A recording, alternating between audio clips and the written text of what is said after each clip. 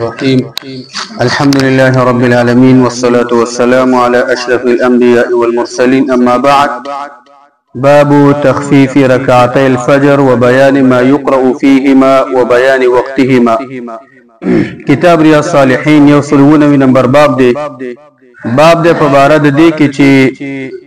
د سحر د 2 رکعاتو سنتو لنواله او سپکواله چې هغه بلند کیږي، او په دې باره کې دا باب دی چې پاغه کې به کوم د قرآن کومه حصہ دا بلستل کیږي او داغي وقت باره کې. اول نمبر حدیث ته عن عائشة رضی الله عنها. عائشہ دهانه روایت ته چې ان رسول الله صلی الله علیه وسلم یقینا رسول الله صلی الله علیه وسلم كان يصلي ركعتين خفيفتين. د الله پیغمبر عادت مبارک داو چې هغه به 2 رکعاته سپکو لن مسکو بین النداء والاقامه،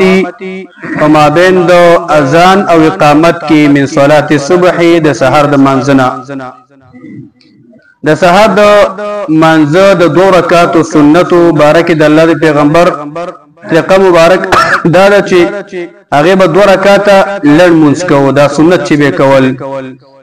دا متفقون علیه د بخاری او مسلم روایت ته. وفي روایت لهما، او د بخاری او مسلم په بر روایت کې راځي یصلی رکعتي الفجر. د الله پیغمبر صلی الله علیه وسلم به 2 رکعات سحر د مانځ سنت کول. فیخففهما، عائشہ دا فرمای پس دغه دواړه به لند کول، سپک به کول، مختصر به کول. وحتى اقول هل قرأ فيهما بأم القرآن، وتر دې چې د الله پیغمبر به دومره 2 رکعاتونه لند کول، تر دې چې ما به ویله آیا پدې کې د الله پیغمبر صلی الله علیه وسلم سورۃ فاتحه دا لستری دا کني دا لستلی. دومره لند به سحر دا موږ کو 2 رکعات سنت به کول. نو زما به دا ګمان شو چې یاره د الله پیغمبر پدې کې سورۃ فاتحه دا ولستله کنه وینو لستله. او وفي روایت لمسلم، د مسلم پر روایت کې راځي کان یصلی رکعتي الفجر اذا سمع الاذان ويخففهما. و نبی صلی الله علیه وسلم چې سحر 2 رکعات سنت مونږ به کو، کله چې به اذان واورید او هغه دواړه به سپک کول او لند به کول او مختصر به کول. نو دې روایت نه مقصد دا چې د الله پیغمبر صلی الله علیه وسلم د سحر سنت دا به د اذان او د اقامت په منځ کې کول، خو لن او مختصر به کول. او په بل روایت کې راځي اذا طلع الفجر، کله چې به سحر وختو د الله پیغمبر به 2 رکعات مونږ د سحر د سنت دا به اول وکړل. دویم نمبر حدیث ته وان حفصه رضی الله عنها. حفصه ده روایت کې چې ان رسول الله صلی الله علیه وسلم كان اذا اذن المؤذن للصبح وبدا الصبح. یقینا رسول الله صلی الله علیه وسلم عادت مبارک داو چې کله به اذان کوون کې د سحر اذان د سحر د راختلو اذان وکړي سبا را وختو او صبح صادق دا به شروع شو. صلى رکعتين خفيفتين، د الله پیغمبر به 2 لن او مختصر او سپک رکعاتونه وکړل چې مراد دې سنت مونږ چې دا به د الله پیغمبر دا په کور کې وکړل.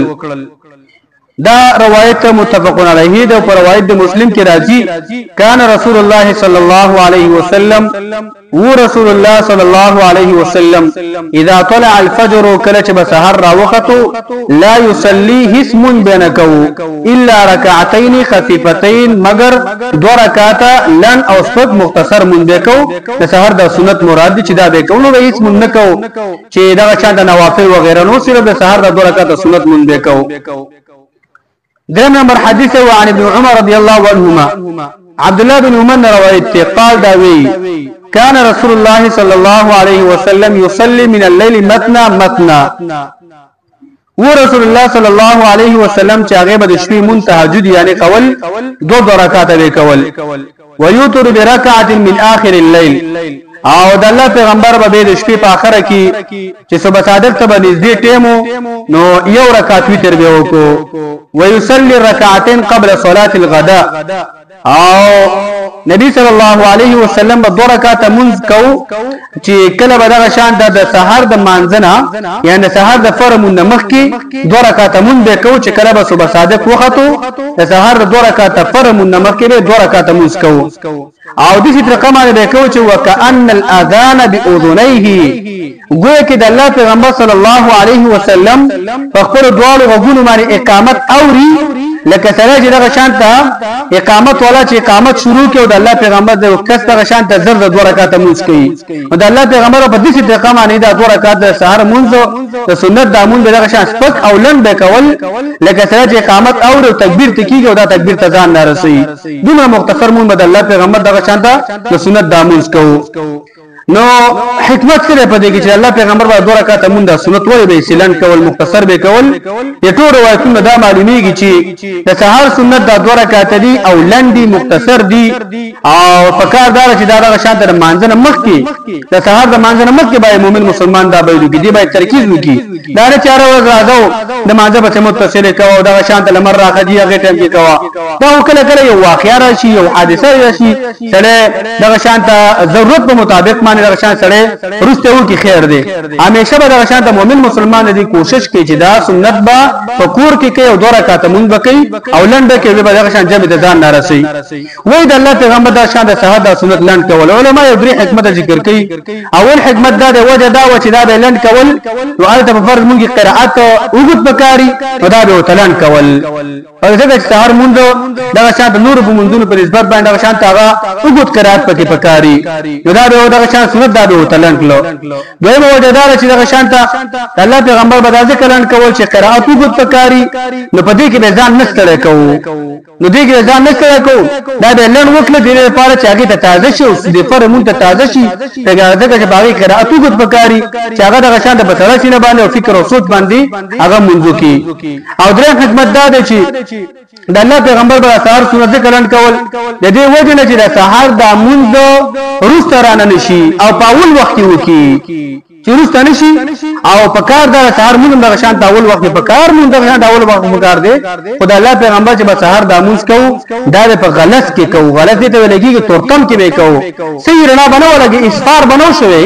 کوشش به دا کوو چې سحر مونږ د شان ته ارمون او خصوصا د سحر مونږ نو دا مونږ به ذکر سحر سنت دالن کول چې د سحر د فر مونږ د بیخي په اول وخت کې راشي دغه چې راځي او ثواب به ډیر زیات او کراتم به وګت پکاري نو د الله پیغمبر به دا سحر مونږ دغه شانته د دې لپاره بلند کول چې دا رڼای تلال نشي او په اول وخت راشه تورتمه کې کول په دې ټول خبر الله موږ ته سمو توفیق راکړي وصلی الله علی نبینا محمد